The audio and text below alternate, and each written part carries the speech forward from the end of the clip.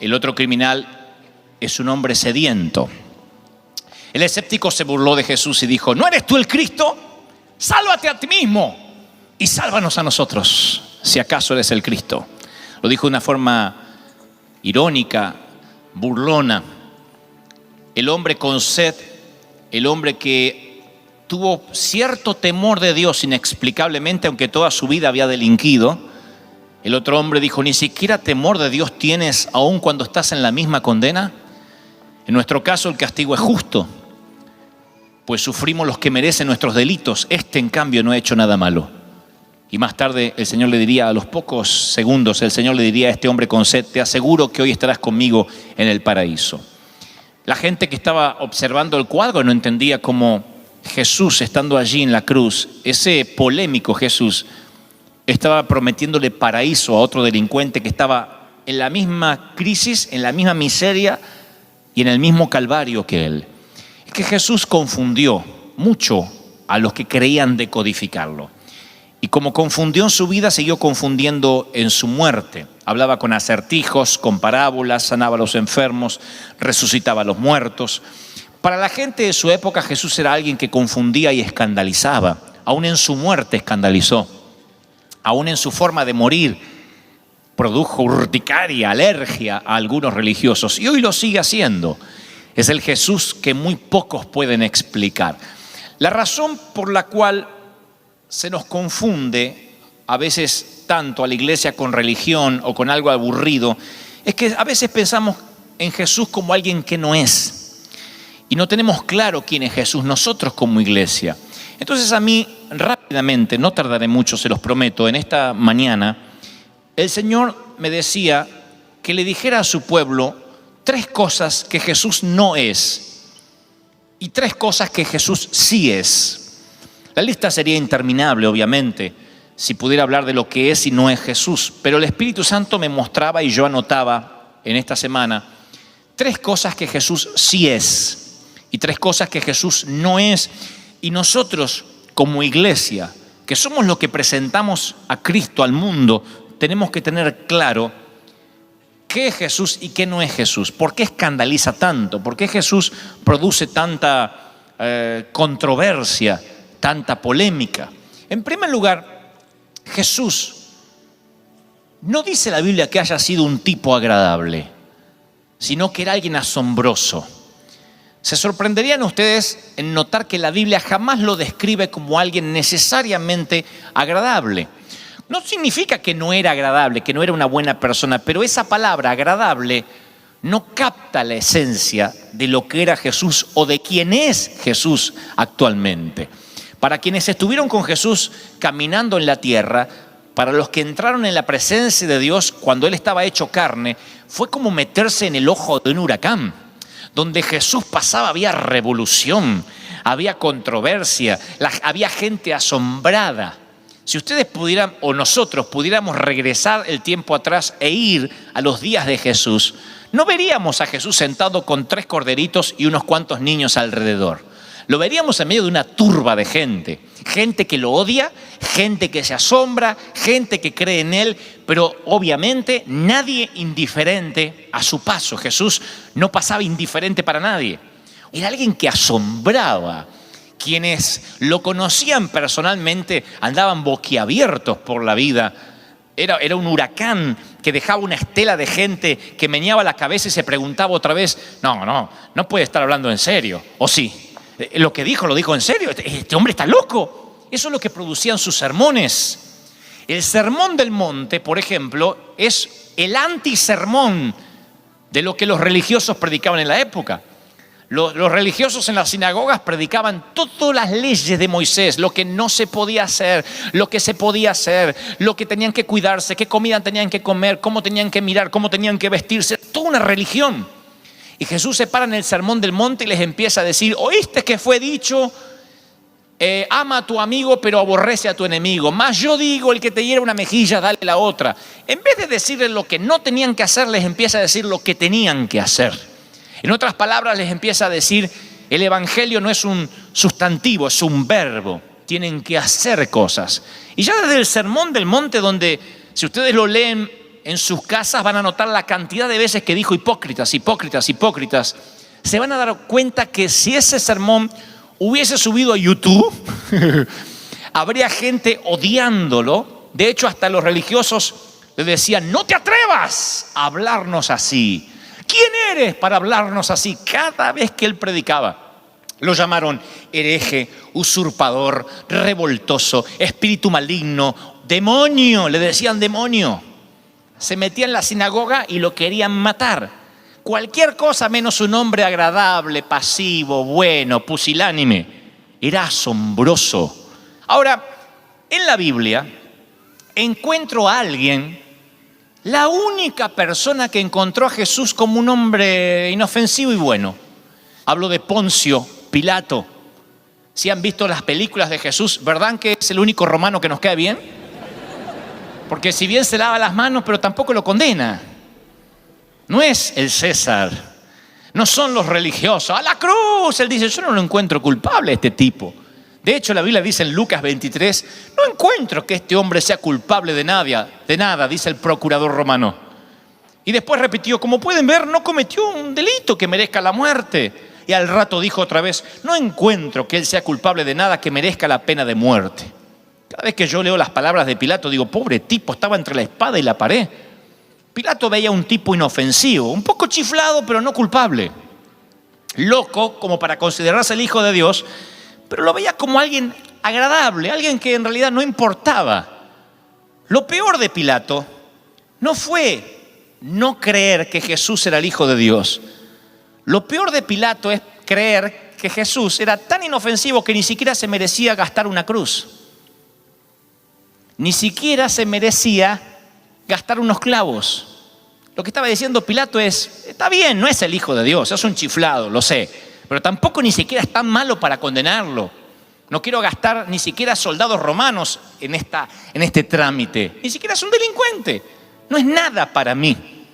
Y en la persona de Poncio Pilato, mis queridos, tenemos un símbolo de lo que es la cultura americana, hispanos y anglos. Porque la mayoría piensa lo de Pilato. No creo tampoco que Jesús sea la gran cosa, pero tampoco tengo nada contra él. Está bueno, por si algún día lo necesito, lo iré a buscar. Y Jesús nunca fue alguien agradable para que de vez en cuando se lo busque. Jesús era un huracán, un provocador, alguien que cuando entra a la vida te da vuelta completamente tu mundo. Es tener un cambio de vida radical, absolutamente va para un lado, viene Cristo y le da vuelta la vida para el otro y cambia. La unción viene sobre él, el manto de salvación viene sobre ella. ¿Cuántos están recibiendo esto? Y dice: Señor, yo quiero ese cristianismo real. Así que una de las cosas que Cristo no es un tipo bueno, Él es asombroso. Otra de las cosas que el Señor no es un legalista, es un libertador. Sin embargo, cuando ustedes leen la Biblia con sinceridad, nunca van a ver que lo podrían adjetivizar a Jesús como legalista, como que juzgaba a la gente o que era religioso. Sin embargo, son las tres palabras que la gente identifica a la iglesia: o que somos religiosos, o que juzgamos a la gente, o que somos legalistas. Y lo peor es que si uno sale a preguntar a la calle quién era Jesús, te van a decir cosas como: bueno, alguien que estableció parámetros morales de cómo vivir, pero yo no puedo acercarme a él porque mi vida no está bien para acercarme a la iglesia. Es como que la gente basa sus experiencias de vida que han tenido con la iglesia y lo relacionan con Jesús y piensan que Jesús es religión. Otra de las iglesias que más crecen en los Estados Unidos de América, las iglesias más crecidas son, aunque ustedes no los crean, las legalistas. Las iglesias donde se dicen cosas como: las mujeres no pueden cortarse su cabello, tienen que tener la falda por acá, en lo posible no depilarse ni pintarse. Parece que como que toda la doctrina se la cargan a las mujeres. Los hombres pueden hermosearse, ponerse corbata, cambiar de traje, las mujeres casi nada. No se pueden pintar su cabello, no se pueden teñir, no pueden hacer nada, no pueden ser si sugieren algo apenas se les tiene que ver el talón para imaginar que hay talón ahí.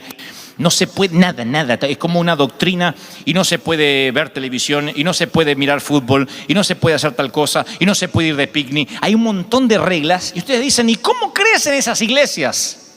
cómo crecían las iglesias de los fariseos, cómo crecían las sinagogas.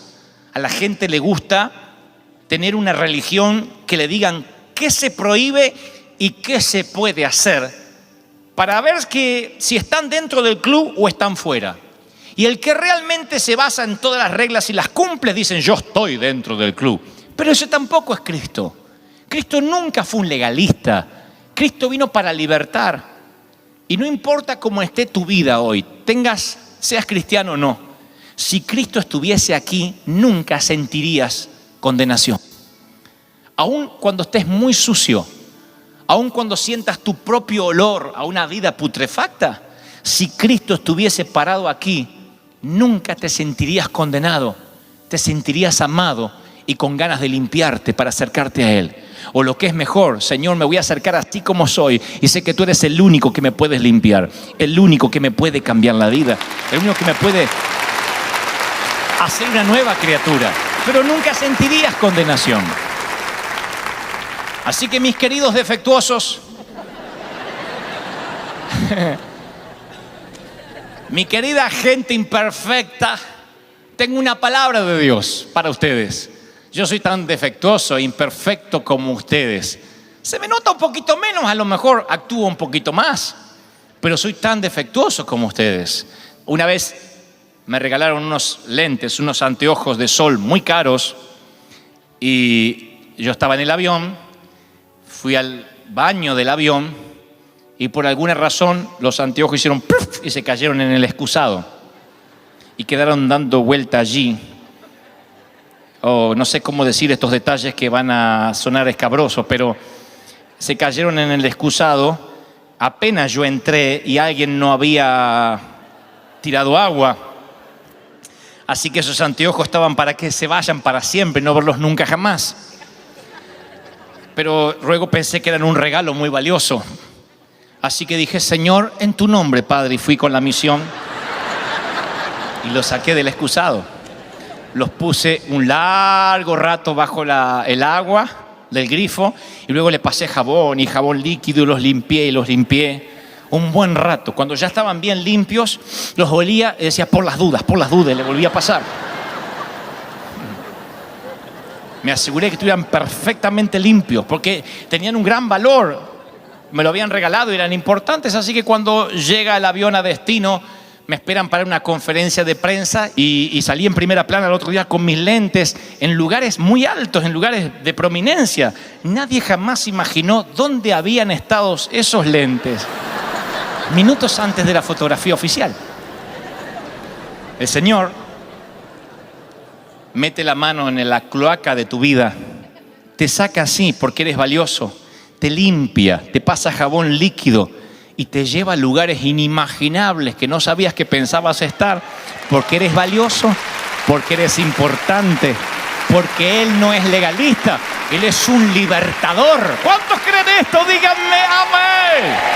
Él vino a dar libertad a los locos, libertad a los cautivos. ¡Aleluya! Así que Cristo no es un tipo bueno nada más, sino un Dios asombroso. No es un legalista, sino un libertador. Y por último, no es un buscado, sino un buscador. Oh, ¿qué problema hay con eso? Una vez vi un video que hicieron en YouTube que entrevistaban gente en la calle y le preguntaban quién era Jesús. Y la mayoría de la gente describía a Jesús como un viejecito con canas y barba que vivía allá lejos en el cielo, lejos, distante, desconectado del mundo y de las personas. ¿Cómo es que los cristianos transmitimos sin querer a lo mejor que Dios está tan lejos? ¿Cómo fue que la iglesia en estos años le hizo creer a los inconversos que Dios no está con ellos, sino que está encerrado en algún templo y hay que ir a buscarlo, incomunicado de la gente?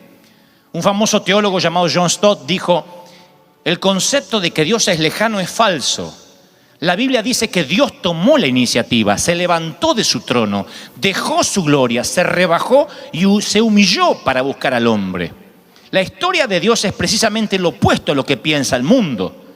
El mundo cree que para acercarse a los dioses del Olimpo, al Buda, a quien sea, tiene que hacer ofrendas y ver si es aceptado por Dios. Hay que buscar a Dios en una montaña, tras una caminata, hay que buscar hacer un sacrificio. Pero Dios no es un Dios al que hay que buscarlo, es un Dios que te busca. Oigan, porque esto les va a cambiar, les va a volar el cerebro para siempre. A mí me dijeron toda la vida en la iglesia cristiana evangélica, tienes que ponerte a buscar a Dios. ¿Y cómo se busca a Dios? Enciérrate en tu cuarto y pasa unas cuantas horas. Al principio no vas a sentir nada, se te van a entumecer las rodillas. Y si tienes ganas de orinar, aguántate que te reviente la vejiga y Dios va a ver el sacrificio.